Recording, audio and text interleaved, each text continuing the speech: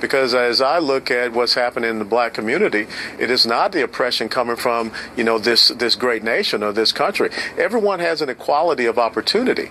But when you look at the ails of this community, you look at the fact that two young black men, 26 and 22, two brothers, just shot the cousin of Dwayne Wade, an NBA star. How do we go so wrong in the community? Look at the breakdown of the family. Look at the lack of education opportunity. Look at the lack of small business entrepreneurship in the inner city community. That's what Colin should have been talking about instead of parroting these talking points that I don't know who he got them from. All right, let's bring the viewers in. Viewers, now is your chance to vote at home on Twitter. Should the NFL punish Colin Kaepernick for sitting during the national anthem? Tweet yes or no using hashtag Greta. We'll show you your live Twitter votes throughout the show. Lieutenant Colonel, tell me, is there any way he can get out of this? I mean, let's say that he just made bad judgment one day, and he certainly has created a lot of noise in the sports world and beyond that. Is there some way he backs out of that and still is able to sort of express his deep-seated feeling about, what's going on in the nation? Yeah, I think so. And that was one of the things that I recommended in the piece that I wrote. First and foremost, he should give a humble apology to this country and to the men and women who serve and, stand to make that last full measure of devotion. And I think that he should take a hiatus away from the NFL football season. He can go over to Helmand Province in Afghanistan and be there with those men and women that are protecting his rights and his freedoms and affording him the privilege to be able to be a multimillionaire one percenter. And throw the football with them out in one of those combat zones and tell them how much you appreciate it. I think if he does something like that, the American people will understand that he has probably saw the ills of his ways and, his misguided comments. Why do you think he sat down the other night?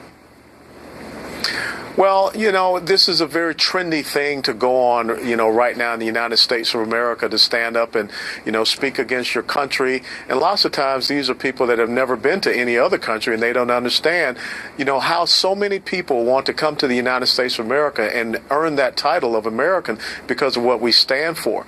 Now, are there issues in the black community? Absolutely right. But they're not issues that are resulting from anything that the American people have done. And if he has a beef with law enforcement in the United States of America, he should not speak out trying to undermine the rule of law, which means that people have to go through a due process. We saw the false narrative of hands up, don't shoot there in Ferguson, Missouri. And the other thing is the NFL needs to clarify their positions, because here in Dallas, we were just told that the Dallas Cowboys could now have a decal on their helmet to recognize those 5 police officers that were killed. But yet, we're going to see what happens with young Colin. All right, stay with us for a second. I want to bring in former Marine bomb technician, Staff Sergeant Johnny Joey Jones, who tweeted this. Hey, Kaepernick, I don't have legs, but I'll stand with enough pride for both of us every time my national anthem plays. Good evening, sir. And obviously you have a strong reaction to Kaepernick refusing to stand during the national anthem. Your thoughts, sir? Absolutely. Good evening, Greta. I actually took issue with his comments afterwards. Refusing to stand, that's one thing, and it offends me. It really does, but that is free speech. But his comments equated patriotism or pride in this country or that anthem to supporting oppression. Listen, by no means is our country perfect, and by all means, let's address actual issues and work to solve them. But when you sit there and equate my pride in my country to a bigot in some other place, or the ones that are in this country to the 300 million that aren't that way, I take issue with that, and I'm going to tell you about it, especially when you use your platform that way. Sitting down was obviously a huge statement. Then he dug his heels in a little bit deeper with things that he said afterwards. I don't know if upon some reflection, he might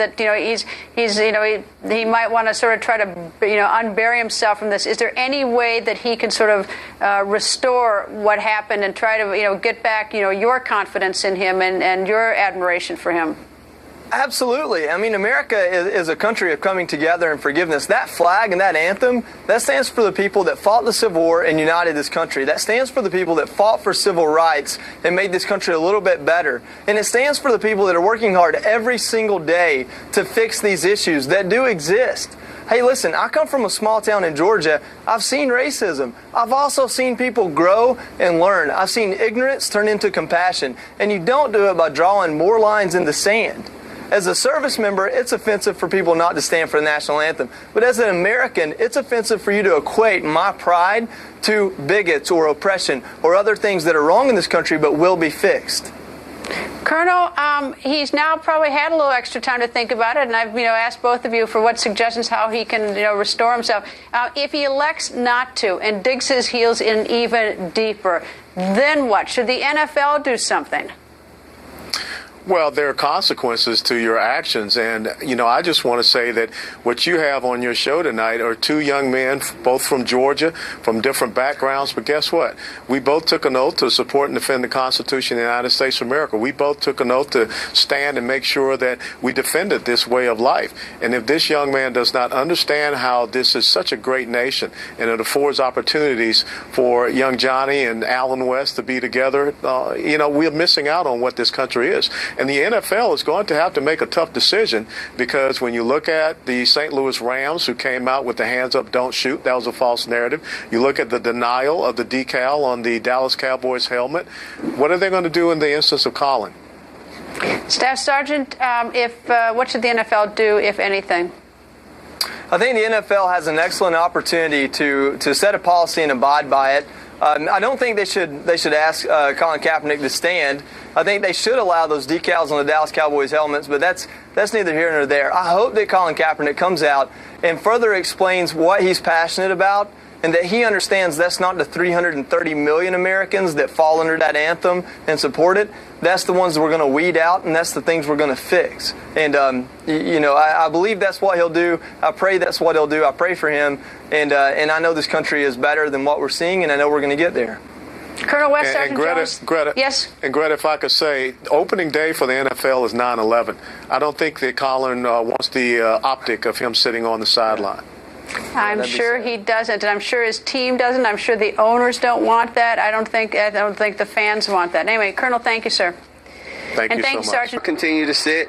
I'm going to continue to stand with the people that are being oppressed. To me, this is something that has to change. And when there's significant change, and I feel like that flag represents what